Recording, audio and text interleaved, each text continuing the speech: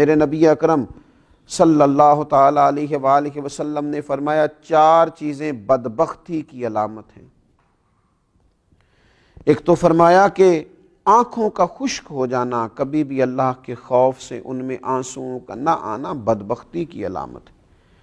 دوسرا، رسول اللہ صلی اللہ تعالیٰ علیہ وسلم نے فرمایا دل کا سخت ہو جانا یہ بدبختی کی علامت ہے، کہ تیرے دل میں کسی کے لیے درد نہ ہو، تیرا دل کسی کے لیے نرم نہ ہو، تیری طبیعت میں کبھی کسی بندے کے لیے ہمدردی پیدا نہ ہو، یہ بدبختی کی علامت ہے۔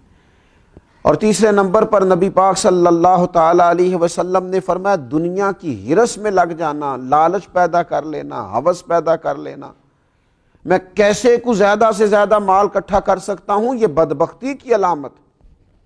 یہ دیکھیے یہ کس طرح کے روحانی امراض ہیں جو بندوں کو جکڑ لیتے ہیں اور ان کی روحانی زندگی کو برباد کرتے ہیں۔